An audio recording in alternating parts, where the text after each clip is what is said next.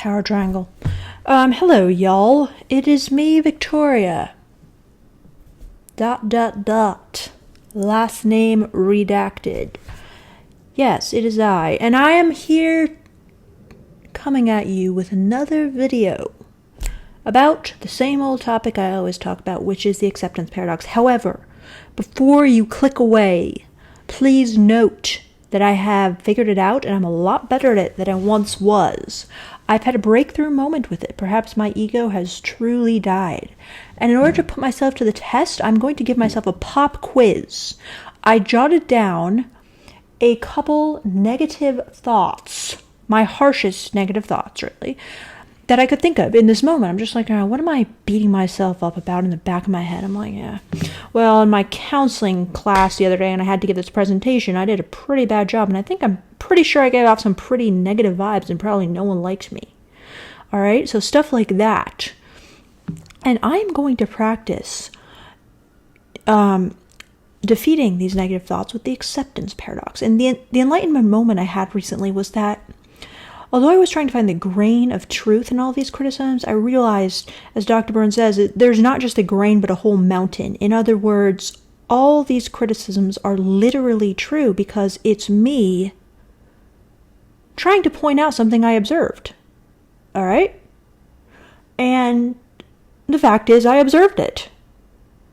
And all along, it was me resisting so hard, fighting my own observations so hard, because for some reason I thought they weren't okay. But the fact is, they're real, and that's okay, and I have nothing to be ashamed about. So let me demonstrate. So I give off unlikable vibes. I think that's quite possible. I might have given off an unlikable vibe. I might have appeared too arrogant or not like relating enough to people and kind of just off in my own head trying to impress people. I think I'm onto something there. I am bad at speaking. Yeah, I'm actually really bad at speaking. Like, there's so many people who are better at speaking than me. I'm probably in the bottom 10% of like speakers worldwide. I'm not very articulate. I'm not very fluent. I lose my train of thought. I freeze. Absolutely. I am awkward AF. Well, I observed I'm awkward, so I must be onto something there. I can come across as very awkward. I agree. That one still kind of like stung a little, but like I said, I have to accept that. I observed it. I felt that about myself, so I must be referring to something in that situation which was awkward. I'm rude to friends and family. You know, I can be rude to friends and family, absolutely. I am dishonest at times. Yes, that is something I do not like about myself. I would like to be 100% honest at all times. I'm probably like 99.9999999% honest, but there are things which I have found myself horribly, and I'm ashamed to say this, not being able to admit, and just a lie slips out, and I'm just like horrified after. I'm like, oh my fucking God, I could not face that, and I had to lie. Like, I try to never do this, but there's just been certain times where this has happened. So yes, I am dishonest at times, and I do not like that about myself. That's been very, very few and far between, by the way, though.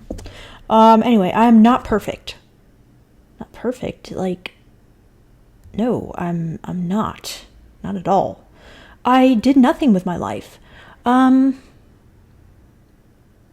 have to hear the music behind that. Like, did I do nothing with my life? Yes, like, I had so many dreams for myself. Like, I'll be this, amazing entrepreneur and writer and artist and stuff, and did I do that? No.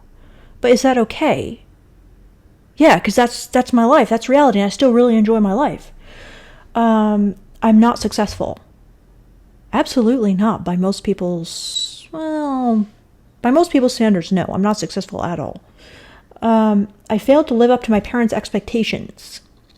I'd have to ask them that, but there might be an element of that. They might be somewhat disappointed, but they probably don't care that much. I failed at living out my dreams. Some of them, yes. And that's okay, because that's kind of normal and average. And you can't live out every possible dream. Well, maybe some people do, but it's okay if you don't. I can't express my emotions.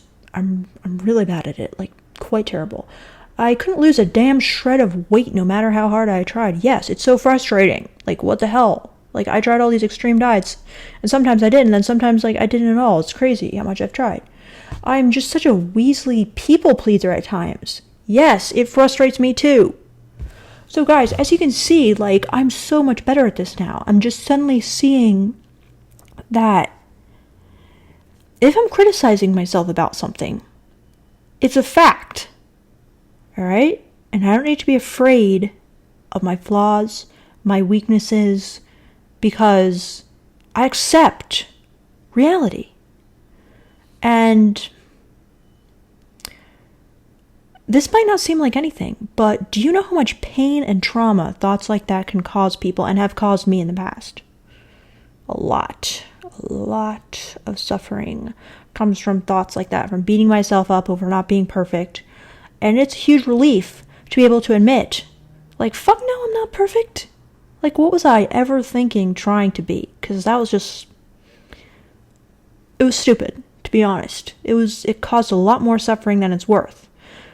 It's like, yeah, I had these lofty ideals and now I don't. But it's like, I can still do the same things that I wanted to do then with my perfectionism that I can do now. Like, for example, I want to be a great artist then, let's say, and I'm beating myself up over how I'm not.